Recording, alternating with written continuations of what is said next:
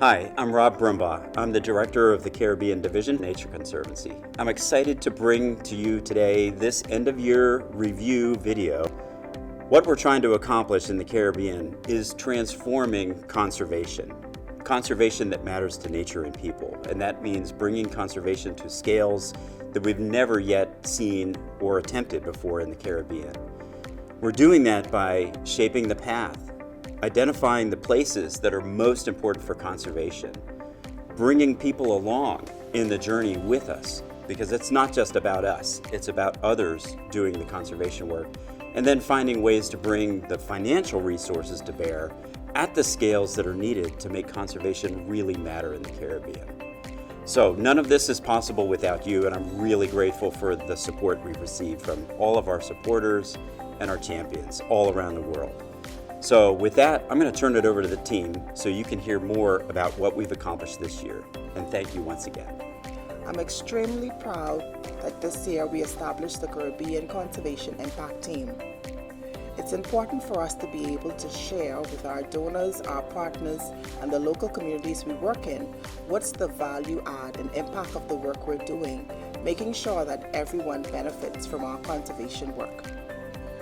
I wanted to share some information today about our coastal program, which is called Operation Coastal Resilience. It is an approach that we have been formulating over the last 3 years, and we have successfully completed and submitted a concept note to the Green Climate Fund, which we will develop further into a full proposal, bringing support for climate change adaptation to 4 countries within the Caribbean division: for the Bahamas, for the Dominican Republic, for St. Lucia, and for Barbados. This year, we're about to embark on the biggest initiative that we have had since we've started supporting work in the Bahamas, and that's the Bahamas Nature Bonds Project. Through this initiative, the Nature Conservancy, in partnership with the Inter-American Development Bank and many others, will assist the government of the Bahamas in refinancing $300 million of national debt that will unlock over $100 million to support conservation efforts in the country focused on improved ocean management and climate adaptation through nature-based solutions. The thing that I'm most proud of are the thousands of hours that the Virgin Islands team has put into creating, growing, and planting corals. This year, we reached an important milestone of having planted 71,000 corals in the U.S. Virgin Islands. This is important because the Virgin Islands rely on coral reefs to protect our shorelines from storm surge and erosion, and also they create a habitat for fisheries that feed our family. I'm so excited to have the opportunity to tell you just one thing I'm really pleased about, an achievement in the Jamaica program. We recently concluded mapping of seagrass for the entire coast of Jamaica, and also updating and making more accurate some national mangrove maps.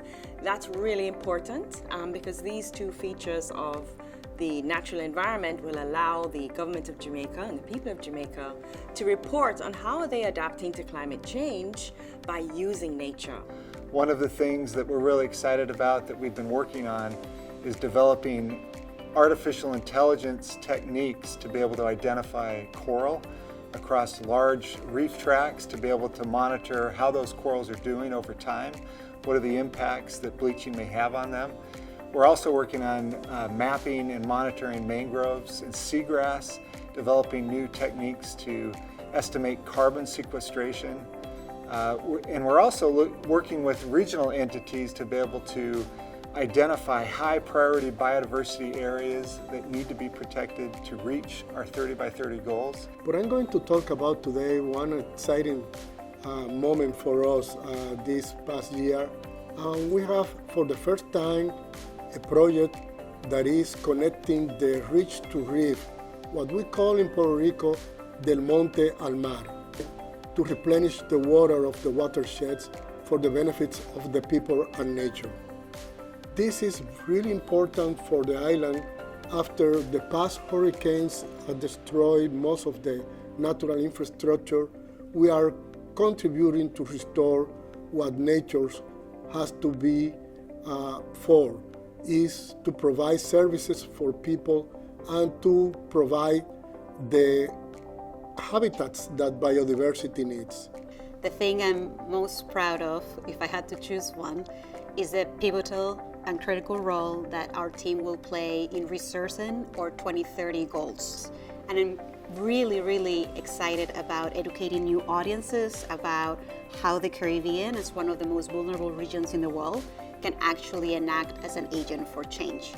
In 2024, TNC Caribbean partnered with the Caribbean Broadcasting Union, the CBU, to present our first Environmental Journalism Award. And that award was presented to a journalist from Jamaica. We are excited about this partnership with CBU because it entrenches TNC Caribbean into the media landscape in the Caribbean and also gives us significant earned media exposure across the region. And thirdly, it also incentivizes journalists from across the region to write a lot more stories about conservation and environmental issues that we all care about. In the past year, one of our highlights was developing and continuing partnerships which are aimed at delivering conservation results in the Caribbean. One of those includes the work on the Marine Spatial Planning Project in Barbados, and we're also working closely with our partners on developing a JEF-related project for clean and healthy oceans in Grenada and St. Kitts and Nevis.